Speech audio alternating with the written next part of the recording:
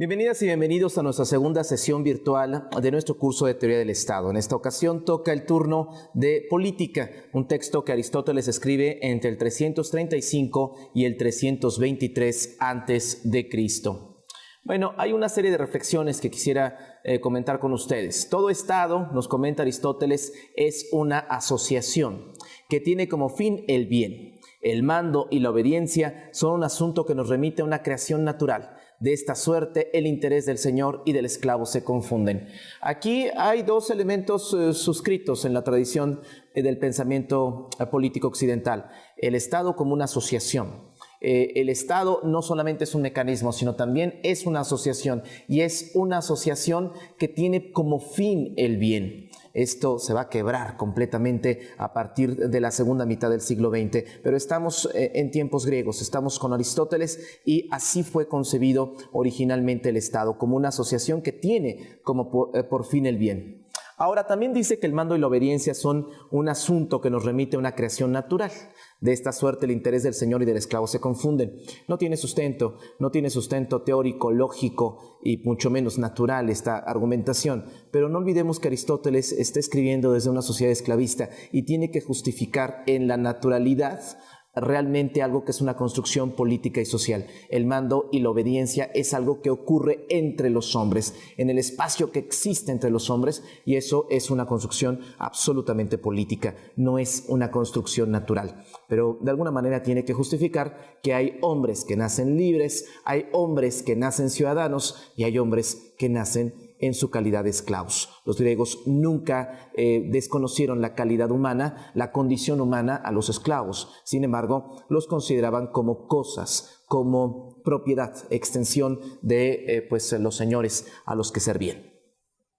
El pueblo es una colonia natural de la familia.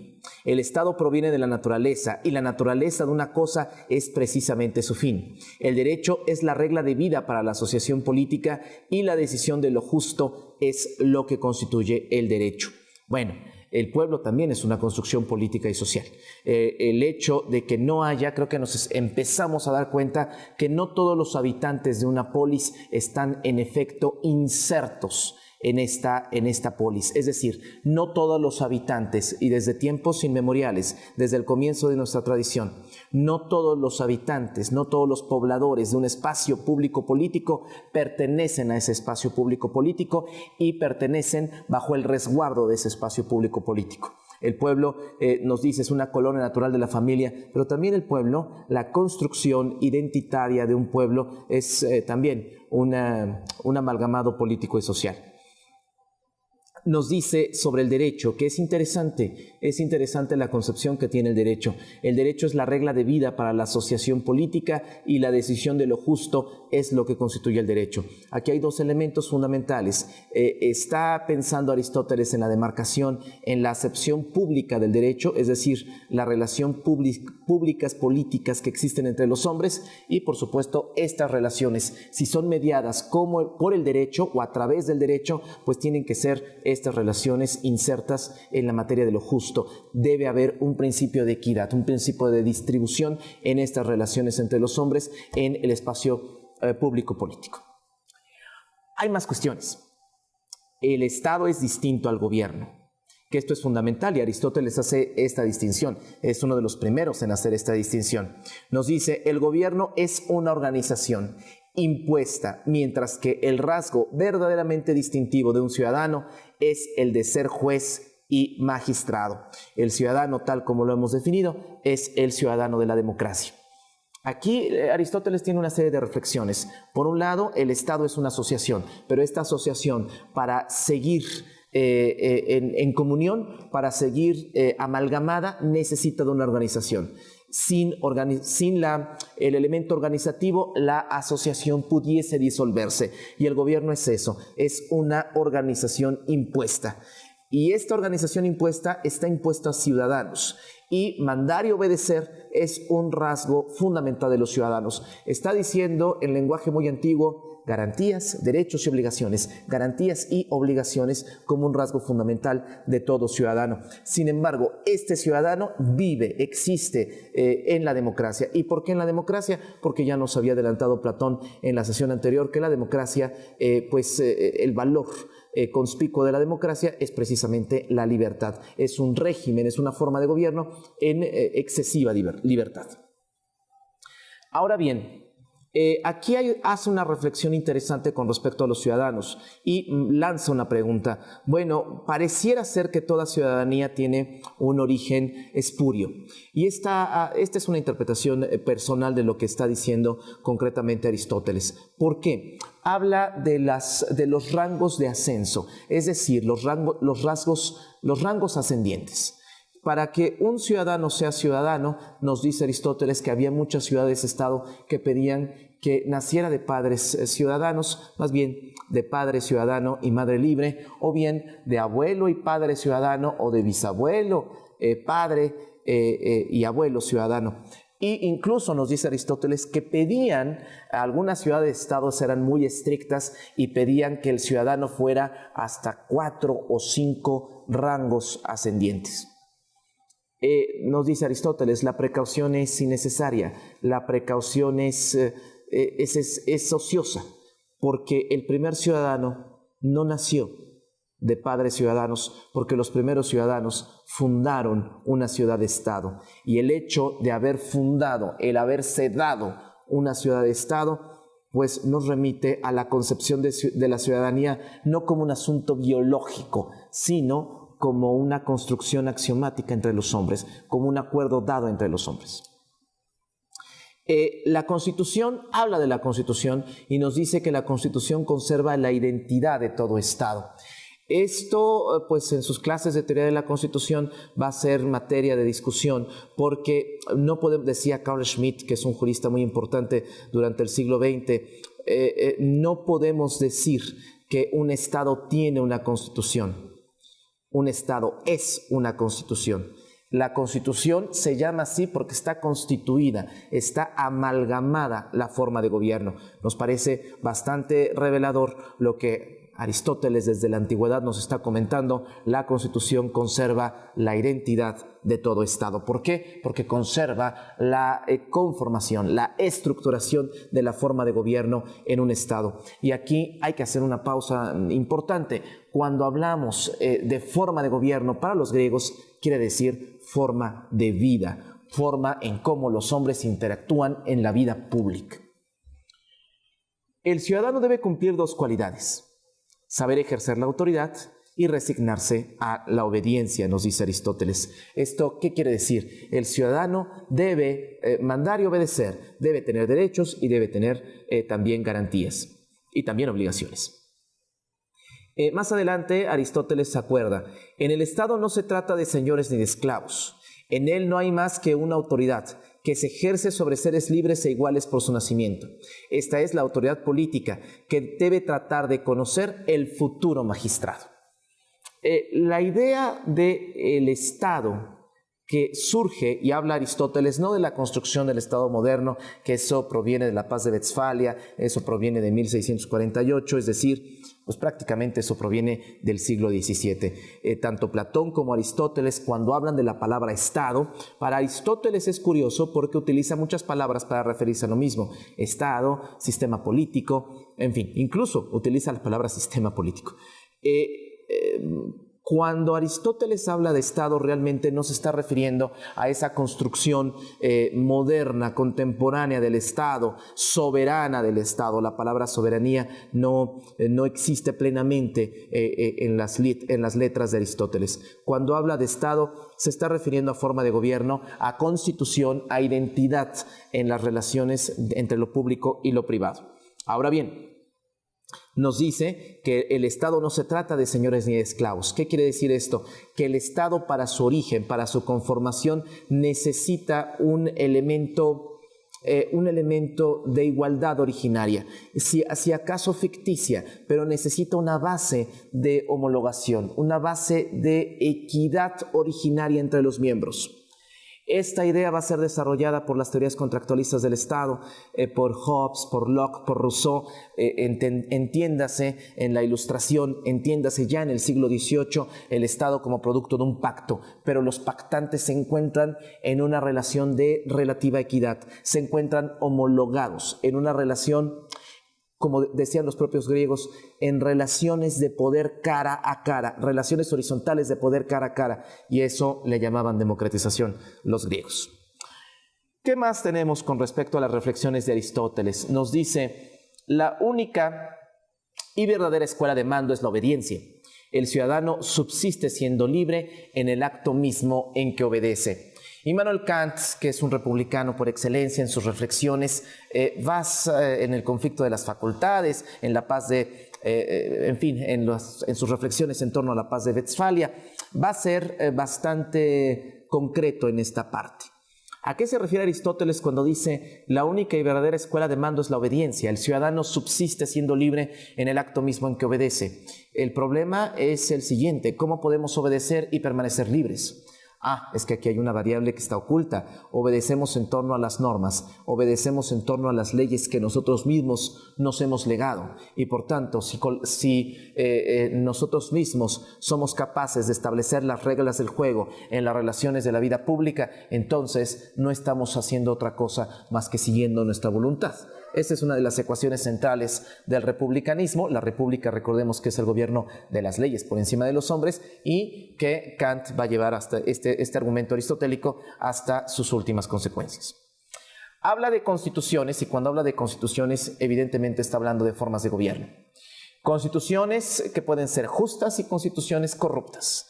Las constituciones justas son la monarquía, la aristocracia y la república. ¿Por qué son justas? Porque porque los intereses generales están en correlación con la justicia, con un principio distributivo de equidad. Y entonces está la monarquía, que es el gobierno de uno solo, la aristocracia, el gobierno de una minoría, que ya habíamos argumentado en el texto de Platón, que esta minoría proviene de Aristeuin, el concepto de aristocracia, que son los mejores, los técnicamente más capacitados para el ejercicio del gobierno, y pues la república, que es la república. Curiosamente, en Platón es muy claro que la república es una dimensión estrictamente ideal, típico ideal. Pero para el caso concretamente de Aristóteles, república y democracia tienen hasta cierto punto una similitud. República y democracia son relativamente similares, porque la república es el gobierno de una mayoría, pero no de una mayoría instintiva, no de una mayoría popular, de una mayoría que es capaz de darse sus propias normas, sus propias leyes. Hay una especie de punto de conexión entre república y democracia para Aristóteles. Lo que en Platón son el agua y el aceite, están completamente divididos. En Aristóteles, sin ser lo mismo, tienen puntos de encuentro. Y bueno, las constituciones corruptas son corruptas porque los intereses personales están en función de arbitrariedades, de corruptelas, de transgresión a lo que se conocería en el siglo XVII, a partir del siglo XVII y XVIII, como el Estado de Derecho. La tiranía es la monarquía con el interés de uno solo, es una monarquía desvirtuada, es una monarquía corrupta, que coloca no el interés general por encima del interés particular. Eso sería una monarquía en estricto senso. Coloca la tiranía el interés de uno solo por encima de los intereses particulares, transquiversando la norma. La oligarquía es una minoría con el interés de los ricos y la demagogia una mayoría con el interés de los pobres. Curiosamente, más adelante Aristóteles nos habla de politeia, no tanto de democracia, pero una forma desvirtuada del principio popular que está al gobierno es precisamente la demagogia. Hay hasta cierto punto, digamos que una nota al pie. Lo que hace Aristóteles es colocar una nota al pie a lo que Platón nos contaba en torno a la democracia. Y entonces decía Platón que la democracia era la forma más bella de todas porque se desvirtuaba con rapidez. ¿Cómo se llama esa desvirtuación? ¿Cómo se llama esa transquiversación? Bueno, se llama demagogia. Bueno, Dice más adelante Aristóteles, no debe dejarse a la multitud ni el derecho de elegir a los magistrados, ni el derecho de exigir a estos cuentas de su conducta. La multitud es instintiva, la multitud es ignorante, la multitud tiene necesidades. No puede una multitud ignorante, con necesidades, con prejuicios, con instintos, corregir a los magistrados. Cuando habla de magistrados, está pensando en el Demos, en el Tribunal de los 500, está pensado en cualquier ciudadano que ejerce funciones públicas. No puede dejarse a la multitud el derecho de elegir a los magistrados, ni el derecho de exigir a estos cuentas de su conducta, porque si esta multitud hay instintos, hay necesidades, hay ignorancias, hay prejuicios, lo que saldrá es precisamente lo mismo. Aristóteles lo que está haciendo es una crítica a la democracia. Creo que a estas alturas de nuestro curso, a apenas 2 sesiones de nuestro curso, nos debemos dar cuenta que la democracia pues tiene muy mala prensa. La democracia se maquilló y se revistió de atributos y se le colocó atributos y adornos que no puede sostener a propósito del triunfo del parlamentarismo y la ruptura de las monarquías absolutas. Estamos hablando segunda mitad del siglo XIX. A partir de ahí, la democracia empieza a tener muy buena prensa, pero antes no. Siempre los antiguos, los ilustrados, pues todos consideraban a la democracia exactamente de cuerpo completo, exactamente como es. Sobre la soberanía, habla de soberanía. Debe pertenecer a las leyes fundadas en la razón. El magistrado único o múltiple solo debe ser soberano en aquellos puntos donde la ley guarda silencio. El concepto que tiene Aristóteles de soberanía, lo estábamos argumentando hace un momento, es muy distinto al que se tiene, al que va a presentar Jean Bodin en los 6 libros de la República y del cual va a hablar Rousseau con respecto al pueblo como una entidad soberana. Es completamente diferente lo que tiene en la cabeza Aristóteles. Sin embargo, esta aportación que hace de soberanía Aristóteles es una aportación que va a subsistir, es una continuidad que va a subsistir y que va a pasar la prueba de la modernidad, de la ilustración y de la era contemporánea. ¿Qué es la soberanía? Un poder máximo que no tiene ningún otro poder por encima del mismo. Y entonces cuando dice que debe pertenecer a las leyes fundadas en la razón, el magistrado único o múltiple solo debe ser soberano en aquellos puntos donde la ley guarda silencio. La soberanía es precisamente llena. Curiosamente, este es el concepto central en la moderna teoría del Estado, el concepto de soberanía. Pero la soberanía no se ejercita de manera plena. Para eso está la ley. Lo que se ejercita de manera plena es la ley, es la norma, es el derecho. La soberanía se ejercita cuando la ley guarda silencio y se ejercita a criterio del magistrado, único o múltiple, es decir, del monarca, del cuerpo colegiado de aristócratas que está gobernando o de ese cuerpo de magistrados que comanda de manera colegiada la república. Esta soberanía única o múltiple que descansa en uno o que descansa en un grupo solamente debe ejercitarse cuando la ley guarda silencio en torno a algo. O cuando la ley, algo que no dice Aristóteles, cuando la ley debe callarse para que la ley siga hablando, cuando la ley debe suspenderse para que la ley siga operando. Pero esta es una configuración que el Renacimiento la va a terminar de acabar. Se llama estado de emergencia, estado de necesidad o estado de excepción, de acuerdo a las circunstancias. Pero sobre esto mucho más adelante. Aristóteles pues está sembrando las semillas de lo que será la producción del pensamiento político occidental. Hay más cuestiones importantes en torno a Aristóteles. Me parece que tiene reflexiones muy importantes en torno precisamente al problema de la justicia. Y bueno, Aristóteles tiene, digamos que una concepción de la justicia. En cada uno, curiosamente, en cada uno de los, digamos que de las reflexiones, habla precisamente en materia de justicia. Y la justicia la comprende como un punto de equilibrio entre el interés general del Estado y el interés individual de los ciudadanos. Sin querer, Aristóteles lo que está haciendo es prefigurando algo que la escuela pandectista en la tradición romano-germánica hará muy bien: la sistematización del derecho en torno a la distinción entre lo público y lo privado. Lo que está haciendo Aristóteles es eso. Habla de la justicia como un punto de equilibrio entre lo público y lo privado. Un punto de equilibrio entre el interés general del Estado y el interés individual de los ciudadanos. Hay una alegoría interesante sobre la ley de la igualdad de los animales. Esa es una nota al pie que está en Política. Y entonces, si mal no recuerdo, dice: están los leones con las cebras y las cebras piden igualdad frente a los leones. Y entonces los leones evidentemente dicen: bueno, si quieren igualdad, cuando ustedes tengan colmillos y garras, pues habrá igualdad entre nosotros. ¿Qué quiere decir? La igualdad supone un principio aritmético: 1 es igual a 1. La equidad supone un principio geométrico: 3 es igual a 1. ¿A qué vamos con esto?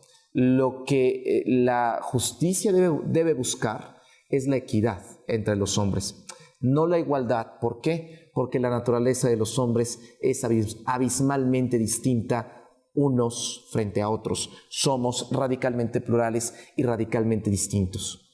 Hannah Arendt, un pensador político importante del siglo XX, una de las teóricas políticas más importantes del siglo XX, decía en un texto publicado post-mortem: ¿qué es política? Política, un conjunto de ensayos. Decía: la política descansa en un hecho simple: la pluralidad entre los hombres.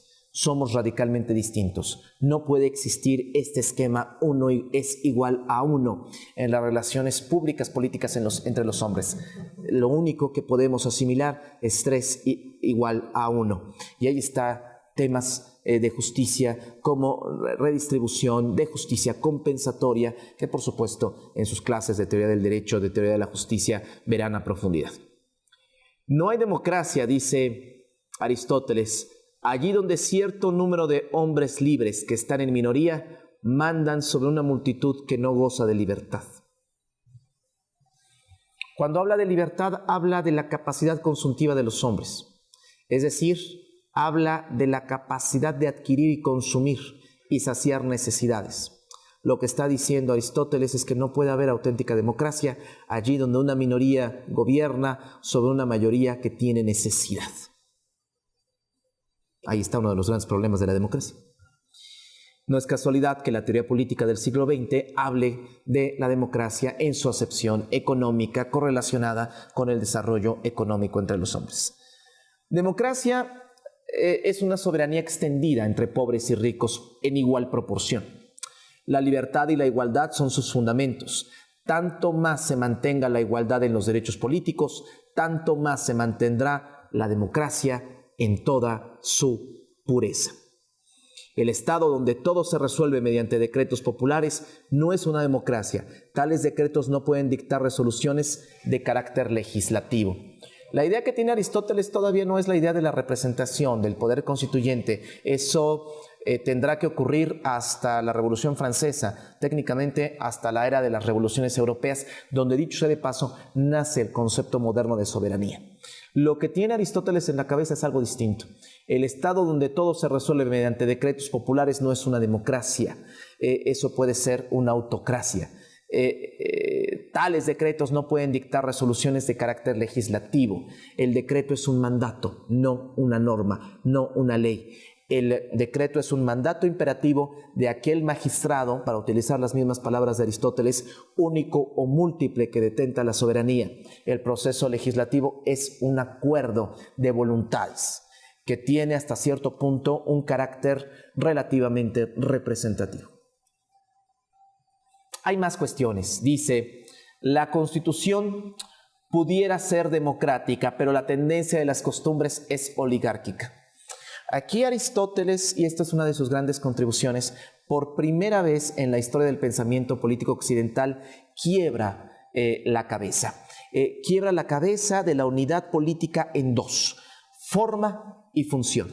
Por un lado tenemos la forma, el mecanismo de distribución, pero por otro lado tenemos la función, llamado de manera muy moderna positivización, es decir, instrumentación técnica operativa del mecanismo, instrumentación técnica operativa de la norma jurídica, de las normas, de las reglas del juego que hacen posible la vida pública política.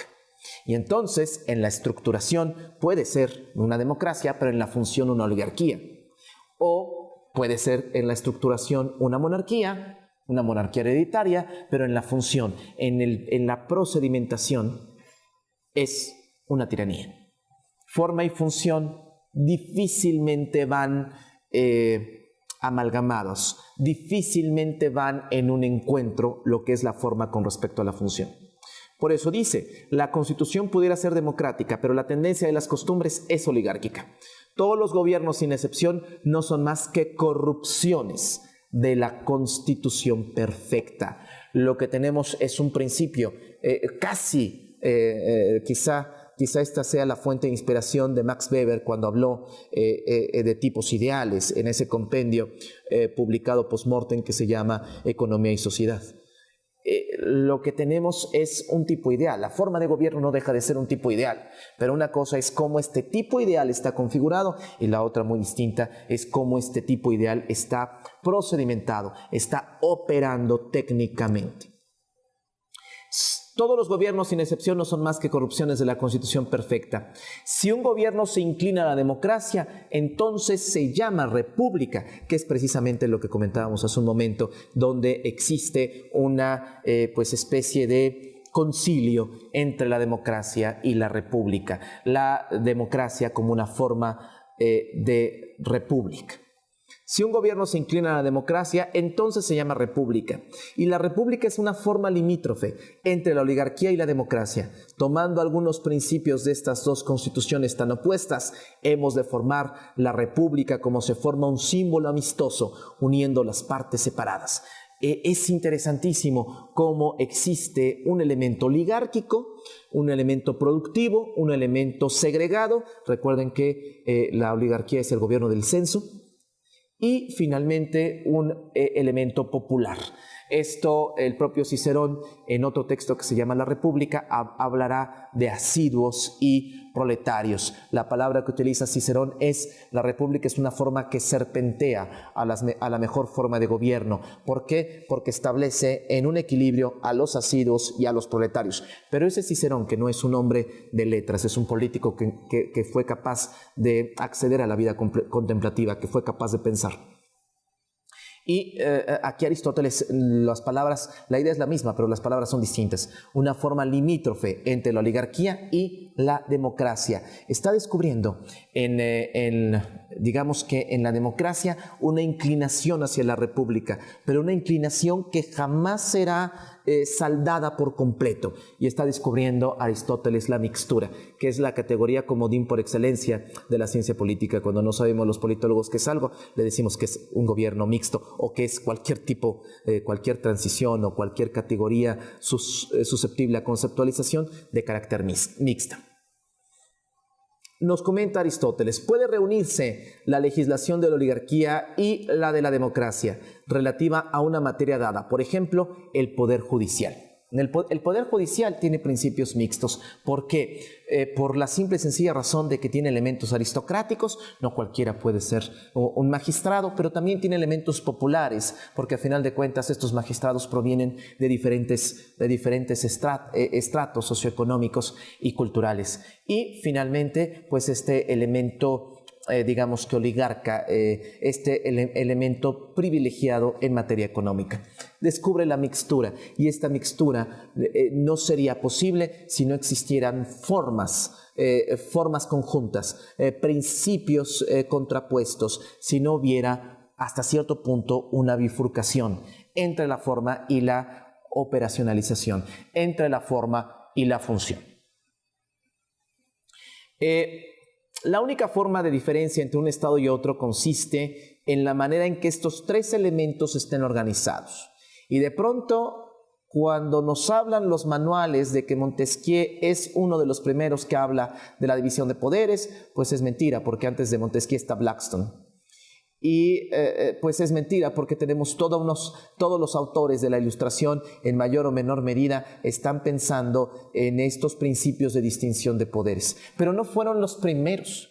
El primero en hablar de la distinción entre poderes, de cómo tres elementos pueden estar combinados y que a partir de ahí tenemos la auténtica distinción entre las formas de gobierno, bueno, pues fue Aristóteles, y nos dice cómo está organizado, diferenciado y en comunicación la Asamblea General con el cuerpo de magistrados y con el cuerpo judicial. Ejecutivo, legislativo y judicial. Así de simple. Esta idea de cómo están en contrabalanceo, en relación, en comunicación organizativa, institucional, para decirlo en los tecnicismos del siglo XXI, bueno, esto lo planteó originalmente Aristóteles. ¿Cómo está diferenciado la Asamblea General, el cuerpo de magistrados y el cuerpo judicial? Va a identificarnos la auténtica diferenciación de un Estado y otro, la auténtica diferenciación de una forma y otra. ¿Y por qué estos tres elementos son importantes? Bueno, porque si la forma es una y la función es otra, pues entonces no es lo mismo una república que se inclina a la democracia y una república que se inclina a la oligarquía. ¿Cómo distinguirlo? En la manera en que estos tres elementos, ¿cómo distinguir esta república? En la manera en que estos tres elementos estén diferenciados. Bueno, hay más cuestiones. Nos dice, todos los sistemas políticos reconocen ciertos derechos y una igualdad proporcional, aunque en la práctica se separen de esta doctrina. Ni siquiera la más perfecta república puede lograr el contenido de su idealidad. El hecho de que las leyes se encuentren por encima de los hombres. ¿Por qué? Otra vez Carl Schmitt, la legislación está completamente indefensa frente a la autoridad que tiene que aplicar esa legislación. Todos los sistemas políticos reconocen ciertos derechos y una igualdad proporcional, aunque en la práctica se separen de esta doctrina. Todos los sistemas justos en el fondo son radicalmente falsos en la práctica, los unos como los otros, tan pronto como no han obtenido en punto a poder político todo lo que tan falsamente creen merecer, apelan a la revolución. El concepto de revolución no es muy diferente al que tiene Platón en la sesión anterior que la comentamos. El concepto de revolución quiere decir transformación. Pero lo que hace con el concepto de revolución Aristóteles es realmente plantear el concepto, digamos que las bases para la construcción de la reflexión y de la conceptualización moderna de la revolución. Entiende por revolución Aristóteles tres cosas, que pueden ser las tres de manera diferenciada o las tres inmersas en un mismo proceso. Unas veces atacan el principio mismo del gobierno para reemplazar la constitución existente por otra. Es decir, hay una revolución cuando pasamos de una monarquía a una aristocracia o cuando pasamos de una democracia a una tiranía. Eso es una revolución. Lo que Platón llamaba simple transición, Aristóteles lo llama una revolución. La transformación de una forma de gobierno por otra. Otras veces la revolución, en vez de dirigirse a la constitución que está en vigor, la conserva. Es absolutamente revolucionario la ausencia de cambio. Mejor dicho, es absolutamente revolucionario la ausencia de transformación en la forma de gobierno a pesar de los cambios en la función. Es decir, que una monarquía siga siendo monarquía a pesar de que en la función pasemos de principios operativos oligárquicos a principios operativos democráticos, y que a pesar de eso la forma de gobierno siga inalterable. Eso es una revolución para Aristóteles, que las transformaciones de la función no alteren el principio de la forma, que siga siendo una república independientemente de que pasemos de principios timócratas, aristocráticos, a principios democráticos en la función. Y dice, a veces la revolución simple y sencillamente fortifica un principio y relaja otro. Es decir, una república democrática, a veces el principio democrático se fortalece frente al principio democrático, o viceversa, el principio popular de la democracia se fortalece en relación al principio jurídico legislativo de la república. Es decir, Puede ser revolución por transformación, revolución por permanencia y la última es revolución por fortificación o relajación de algún principio. Es una concepción completamente distinta y Aristóteles aquí en política pues está sentando de alguna manera pues las reflexiones futuras en torno a la revolución. ¿Cuál es la causa de las revoluciones? La desigualdad. La república en que gobierna la clase media y que se acerca más a la democracia que a la oligarquía es también la más estable de todos esos gobiernos. Seguramente cuando Maquiavelo pasó por estas líneas, pues le interesó mucho la reflexión de Aristóteles y no por nada esta es una de las piezas claves fundamentales en el texto de Maquiavelo, los discursos sobre la primera década de Tito Livio, que es el texto fundamental de Maquiavelo. El aumento desproporcionado de algunas clases de la ciudad causa trastornos políticos. Es muy interesante cómo el propio Aristóteles correlaciona la estabilidad de la forma con un elemento fundamental, la fuerza productiva, diría Marx, las relaciones en la base consultiva, en la base del consumo, las relaciones y los intercambios. La variable económica y la lucha de clases no es un descubrimiento de Marx, porque los hechos no se descubren. Es una de las principales reflexiones de Aristóteles. Y aquí tenemos una variable que Platón no había reflexionado con profundidad, pero que sí Aristóteles nos pone en la mesa de discusión.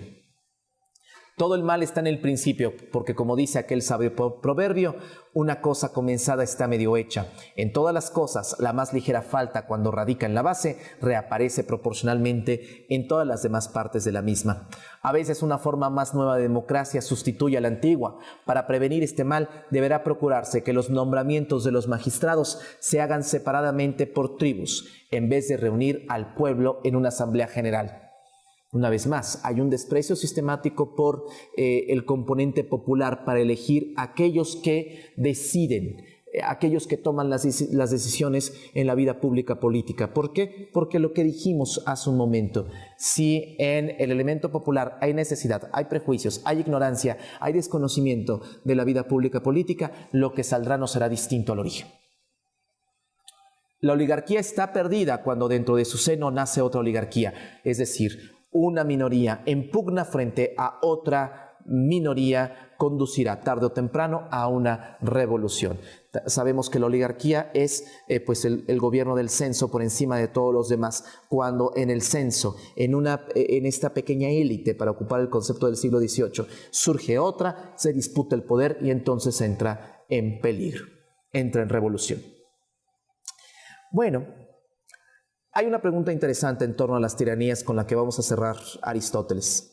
¿Cómo persisten las tiranías? A través de la producción de la desconfianza entre los ciudadanos, a partir de su debilitamiento y su degradación moral.